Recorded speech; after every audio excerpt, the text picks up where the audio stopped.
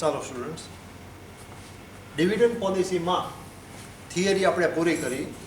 એમાં વોલ્ટર અને ગોર્ડન બે મોડલ આપણે જોવાના છે. એમાં પહેલું વોલ્ટર મોડલ શરૂ કરું છું. વોલ્ટર મોડલમાં formula P is equal to D plus E minus D into R upon k upon k. આ રીતની ફોર્મ્યુલા તમને આપેલી છે. બે ઓલ્ટરનેટ ફોર્મ્યુલા છે. એક ફોર્મ્યુલામાં R અપોન કે છે અહીંયા આગળ લીધું, બે સેમ ફોર્મ્યુલા થશે. એમાં where P is equal to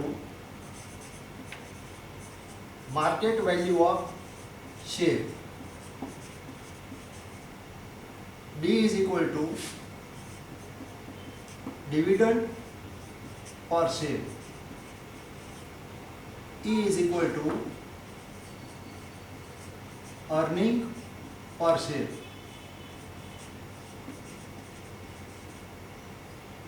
R is equal to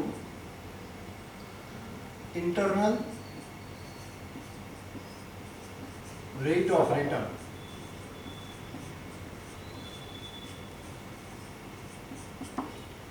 And K is equal to capitalization rate or cost of capital. આ રીતની એની ફોર્મ્યુલા આપેલી છે. એક એક વસ્તુ તમને સમજાવતો જાઉં. પહેલા ડિવિડન્ડ પર શેર છે એ તમારે ઇન એમાઉન્ટ, ઇન રૂપીસ લખવાનું છે. ડિવિડન્ડ પર શેર એમાઉન્ટમાં, ફિગરમાં લખવાનું છે. પણ તમને બે રીતે ડિવિડન્ડ આપેલું હશે. સમમાં આઈધર તો ઇન રૂપીસ આપેલું હશે और इन परसेंटेज આપેલું હશે. પરસેન્ટેજ જો તમને આપેલું હોય તો પરસેન્ટેજ તમારે કોના કાઢવાના? અર્નિંગ પર શેરના. અર્નિંગ પર શેરના પરસેન્ટેજ કાઢીને તમારે ડિવિડન્ડની અમાઉન્ટની જગ્યાએ મૂકવાના છે. ઇન શોર્ટ એટલું યાદ રાખજો કે ડિવિડન્ડની અમાઉન્ટ છે એ રૂપીઝમાં મૂકવાની છે, રેટમાં નહીં. સેકન્ડ, અર્નિંગ પર શેર. અર્નિંગ પર શેર તમને રેડીમેડ આપી દીધેલું હશે, તમારે ફાઇન્ડ આઉટ કરવાનું આવશે નહીં. હા, એવું કોઈક વખત પોસિબલ છે કે તમને ટોટલ અર્નિંગ આપી દે અને નંબર ઓફ શેર્સ આપી દે. જે આપણે કોસ્ટ ઓફ કેપિટલમાં અર્નિંગ એપ્રોચના કોસ્ટ ઓફ ઇક્વિટીમાં જોયા, એમાં સમમાં તમને ટોટલ નંબર ઓફ શેર આપતા હતા અને ટોટલ અર્નિંગ આપતા હતા. તો એમાં અર્નિંગ પર શેર તમે ફાઇન્ડ આઉટ કરી શકતા હતા. એ રીતે આની અંદર અર્નિંગ પર શેર કોઈક વખત ફાઇન્ડ આઉટ કરવાનું કે મેજોરિટી કેસીસમાં તમને તૈયાર રૂપીઝ આપી દીધેલા હશે. એટલે એ વસ્તુ છે એ રૂપીઝમાં આવશે. આ બે વસ્તુ rupees. Internal rate of return છે. ઇન્ટરનલ રેટ ઓફ રિટર્ન પર્સન્ટેજમાં આપેલું હશે. અને ઇન્ટરનલ રેટ ઓફ રિટર્નને કોઈક વખત શું કહે છે? Company earns on its investment.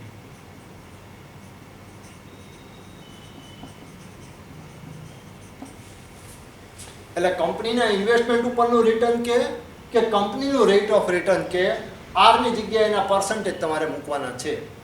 અને લાસ્ટમાં કેપિટલાઇઝેશન રેટ અથવા કોસ્ટ ઓફ કેપિટલનો રેટ એ પણ પર્સન્ટેજની અંદર જ આવશે.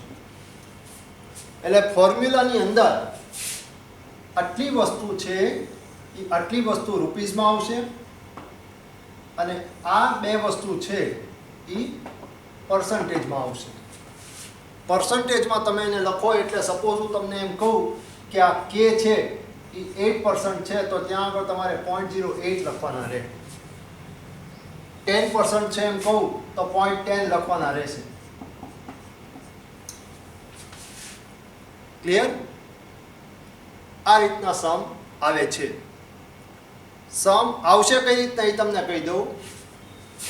આટલી જે અમાઉન્ટ છે 4 ફિગર, એ ચારમાંથી કોઈ પણ 3 ફિગર સિંગલ આપેલા હશે, એક એક ફિગર આપેલો હશે અને કોઈ પણ એક ફિગર છે એ મલ્ટિપલ આપેલો હશે.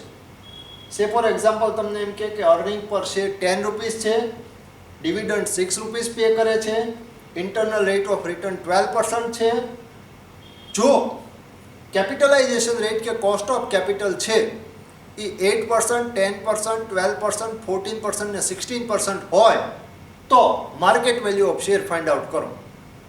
એ રીતે કોઈ પણ એક ઓપ્શન મલ્ટિપલ આપીને એક સમ 14 માર્ક્સની અંદર એક્ઝામની અંદર પૂછાય છે. બંને મોડલ છે એ બંનેમાંથી કોઈ પણ એક કે બંને મોડલ એકબીજાના ઓપ્શન્સની અંદર આ રીતે મલ્ટિપલ ઓપ્શન આપીને પૂછાતા હોય છે. બધા પ્રકારની વેરાયટી છે એ તમને આની અંદર લઈ રહીશ. ફોર્મ્યુલા તમને હજી એક વખત પહેલાં એટલે જ બતાવી દીધી છે. હવે સમ ઉપર જાઉં છું.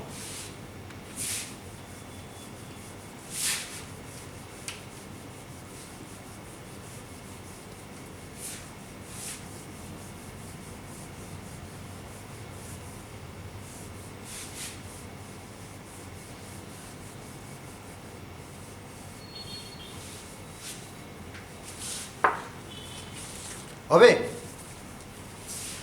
ફર્સ્ટ સમ, કંપનીઝ અર્નિંગ પર share is ₹5, capitalisation rate is 10%, એટલે કે cost of capital is 10%, rate of return is 12%. Rate of return એટલે ઇન્ટરનલ રેટ ઓફ રિટર્ન થાય. If dividend pay out ratio is 0, that means company does not pay any dividend. Find out the market value of share as per Walter model. Formula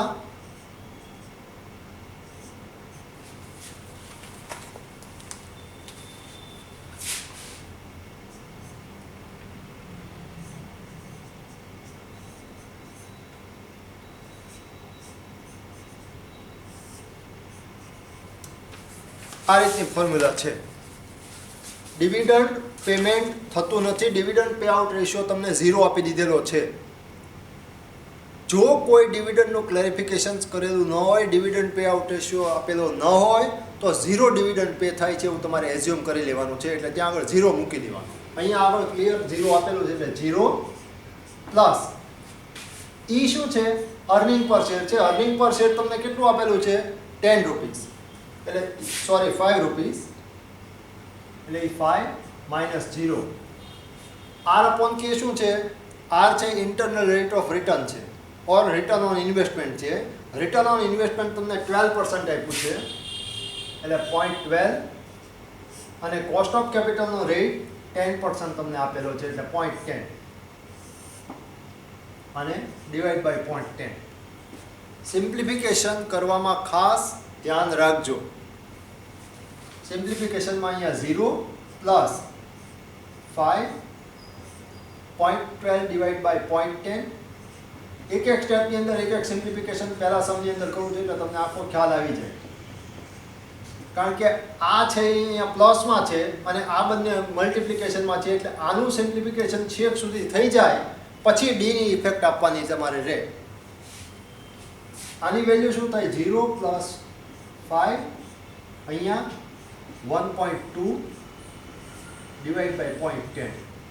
હવે 1.2 into 5 એટલે 0 plus 6 divide by 0.10, એટલે 6 divide by 0.10 એટલે 60 rupees. 60 rupees તમારું market value of share એટલે કે પી તમને મળ્યું.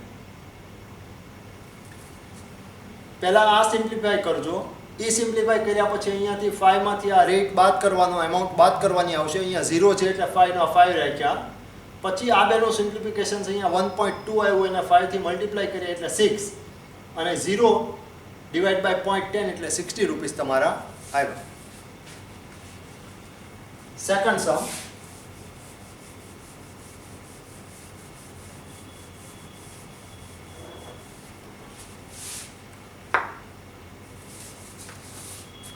the earning per share of company is 10 rupees. Capitalization or cost of capital rate is 10%. If dividend ratio is 0 and rate of return on company's investment is 8%, 10% and 15%. અહીંયા જો multiple rate આવ્યા. Find out the market value as per Walters model.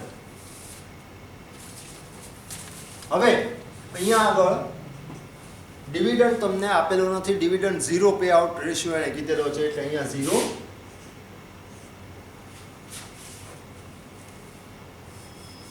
તમારા ત્રણ options શેના છે? Internal rate of રિટર્નના ત્રણ option એને 8%, 10% અને 15% આપેલા છે. એટલે આપણે જે રીતે કોસ્ટ ઓફ કેપિટલમાં કોસ્ટ ઓફ પ્રેફરન્સ શેર્સ કે ઇક્વિટી શેર્સમાં પ્રીમિયમથી, ડિસ્કાઉન્ટથી અને ફેસ વેલ્યુથી ઇસ્યુ કરતા હતા, જે હેડિંગ તમને આપતા હતા એ રીતે અહીંયા હેડિંગ આપવા પડે. ઇફ રેટ ઓફ રિટર્ન કહેશો કે ઇન્ટરનલ રેટ ઓફ રિટર્ન કયો? Same. If rate of return is 8%, then P is equal to 0 plus 10 rupees earning per share. અહીંયા 0.08 થઈ જાય કારણ કે 8% તમે કરો.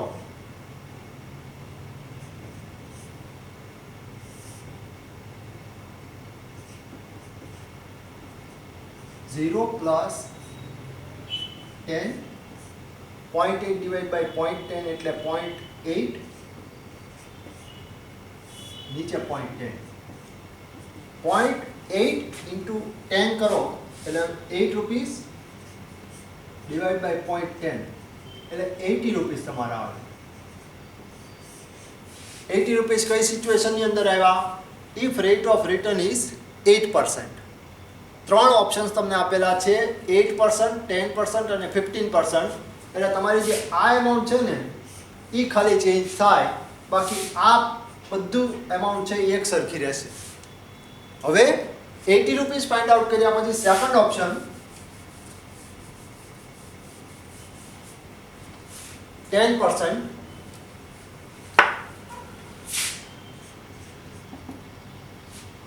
તો P is equal to 0 plus 10 minus 0, 0.10 upon 0.10 divided by 0.10. એટલે 0 plus 10, 0.10 divided by 0.10 એટલે 1 upon 0.10. એટલે આ આખું 10 રહેશે. 10 divided by 0.10 એટલે 100 રૂપીસ. 8% હતા ત્યારે 80 રૂપીસ તમારી માર્કેટ વેલ્યુ ઓફ શેર આવતી હતી. 10% તમારો રેટ ઓફ રિટર્ન કે ઇન્ટરનલ રેટ ઓફ રિટર્ન થયો ત્યારે તમારી માર્કેટ વેલ્યુ છે એ 100 રૂપીસ આવી. થર્ડ ઓપ્શન 15% તમને આપેલો છે.